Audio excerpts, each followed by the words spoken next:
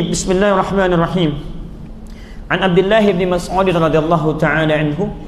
Hadis ini diterima dan disampaikan hingga tiba di masa kita dari rawi yang paling dekat dengan Nabi, yaitu sahabat Abdullah bin Mas'ud radhiyallahu ta'ala anhu. Ya. Mohon izin saya urai dulu sedikit tentang sahabat mulia ini.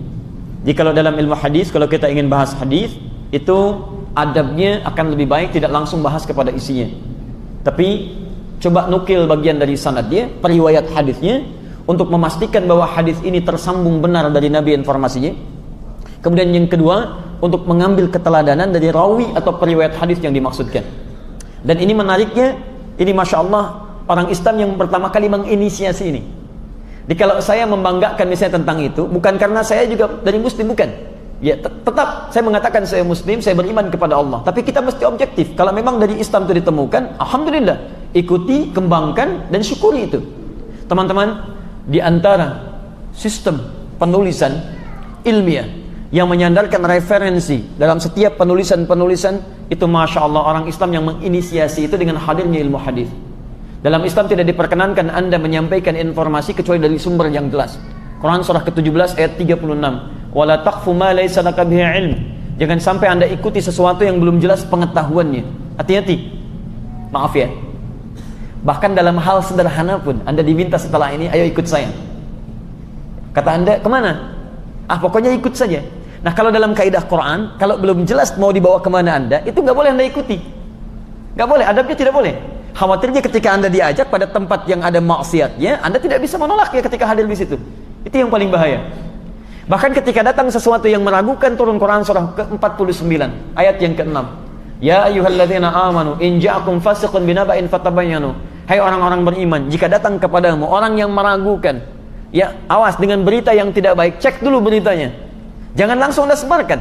Perhatikan bagaimana Al-Quran menurunkan sebuah ayat untuk menepis hoax di masa depan. Jadi tidak ada hoax yang membangun, ya, yang ada merusak, kan? Diturun ayat untuk menepis. Kalau kita iltizam pada ketentuan Quran, sudah, maka semua informasi itu akan akurat. Dan dipraktekanlah para ulama sepeninggal Nabi SAW dengan merumuskan hadis Nabi, dengan menurunkan metode itu dalam bentuk kajian ilmiah. Tidak boleh ada hadis disebutkan hadis kecuali jelas sumber informasinya. Masya Allah, si fulan mencari si fulan, mencari si fulan, mencari si fulan, sampai tersambung pada Nabi SAW. Dan tidak sedikit di antara mereka, Masya Allah, meluangkan waktu, tenaga, bahkan luar biasa biaya, darah dan air matanya untuk mengejar satu hadis Nabi SAW.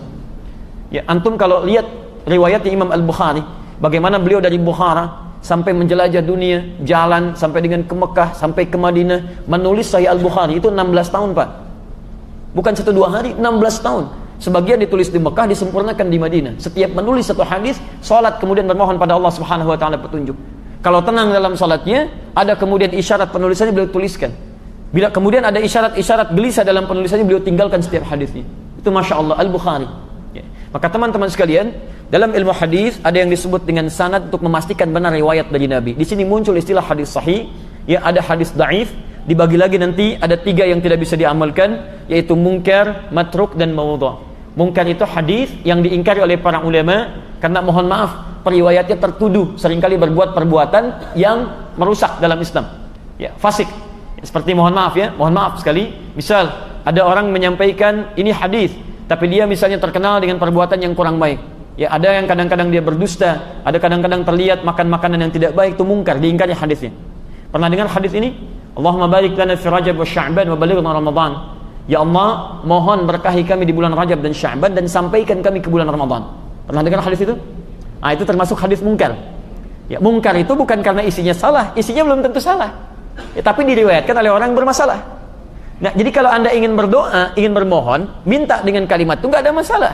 Yang salah itu ketika Anda menyebutkan ini hadis.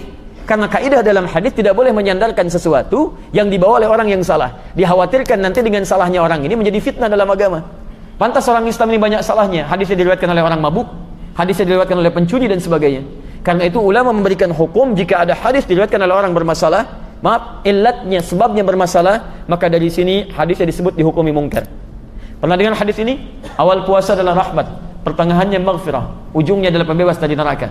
Ramadan awal rahmah, awsatul maghfirah, akhiru itkum minan nar. Pernah dengar? Itu hadisnya hadis matruk. Matruk itu semi palsu. Urutan hadis nomor 2 yang paling buruk yang tidak bisa dijadikan sebagai dalil.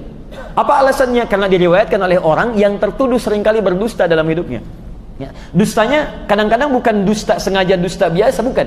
Kadang dia sering berdusta dengan kisah-kisah, nyampaikan kisah-kisah fiktif sehingga tidak bisa dibedakan antara kisah dengan hadis. Maka hadisnya ditolak oleh para ulama. Yang pertama diingkari, yang kedua ditinggalkan. Matruk, semi palsu kata para ahli hadis. Yang ketiga maudhu'. Maudhu' ini memang Nabi nggak pernah menyampaikan, kalimatnya bukan dari Nabi, dan memang sengaja ada yang memalsukan. Pernah dengar kalimat ini? Makan saat lapar, berhenti sebelum kenyang. Pernah dengar? Masya Allah, itu hadis palsu. Bahkan saking palsunya, di kitab hadis palsu pun tidak ada. Saya pernah menulis buku menyoal hadis-hadis populer. Ya, ketika menampilkan dan mencari hadis itu, kami cari sampai di 1235 kitab hadis. Di kitab hadis palsu pun tidak ditemukan, saking palsunya. Ya. Bukan yang salah kalimatnya, bukan, karena Nabi tidak pernah mengatakan itu. Ternyata ditemukannya di mana? Di kitab kisah. Kisah tentang seorang raja minta pendapat pada 4 dokter. Nama kitabnya Ar-Rahmah fit Tibbi wal Hikmah, karangan Syekh Jalaluddin As-Suyuti. Ada di situ kisahnya.